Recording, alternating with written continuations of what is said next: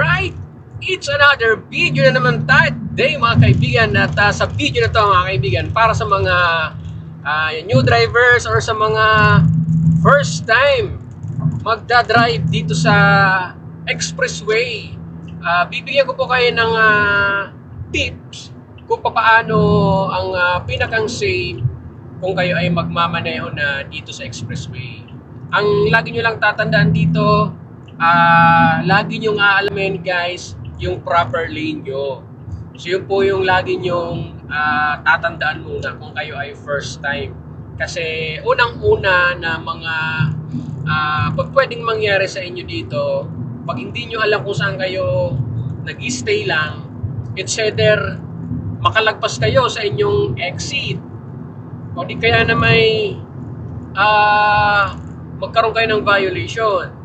So kaya lang kung sinasabi lalo sa mga beginner, no, sa mga nag-uumpisa pa lang mag-aral mag-drive na gustong-gusto talaga makapag-drive dito sa expressway.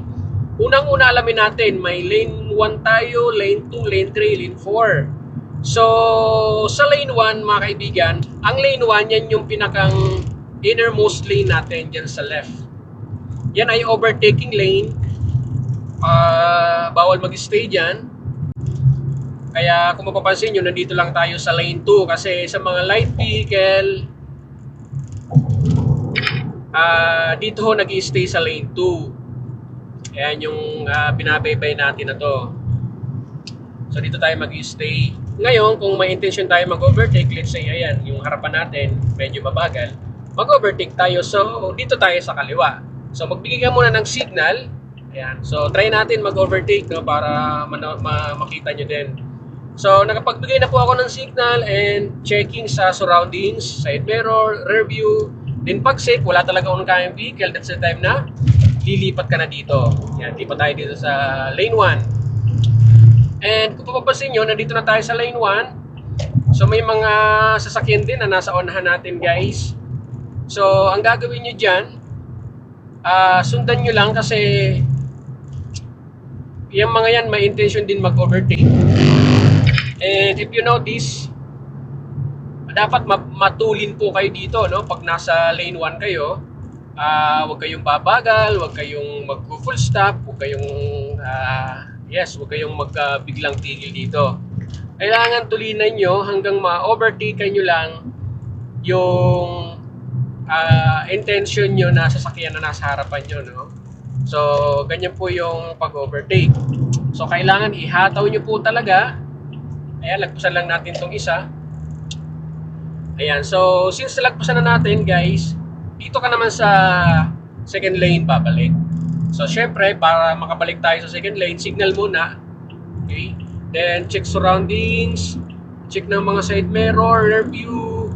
Then pag safe, that's the time na pwede na tayong mag-change ng lane papunta sa lane 2. Kasi ito po yung staying lane natin talaga. Huwag na huwag mag-stay sa lane 1. So yan po yung mga tatandaan nyo. And syempre, huwag na rin kakalimutan ang mag-check ng mga informative sign. Informative sign para alam nyo ho kung saan kayo pupunta, kung saan kayo mag-stay, kung saan kayo mag-exit. Kasi ang pag-exit guys, tandaan nyo, hindi po pwede na basta ka na lang mag-cross or mag-change ng lane papunta dyan sa pinakang rightmost.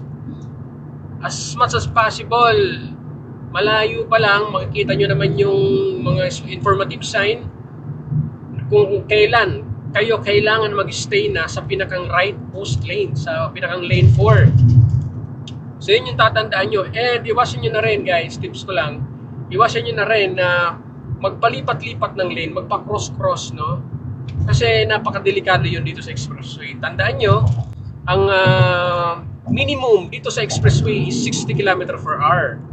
Maximum ay 100 km/h, lalo sa mga light vehicle.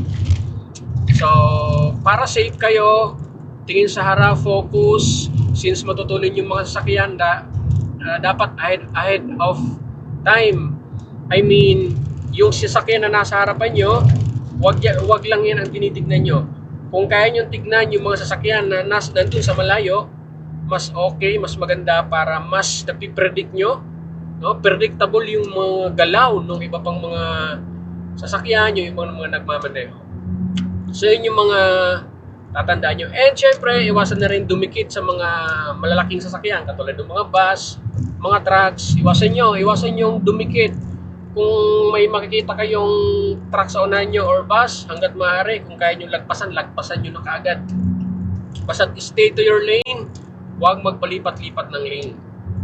So, yun lang mga kaibigan. Hopefully, nakatulong po sa inyo ang video na to, especially dun sa mga may intention mag-drive dito sa expressway.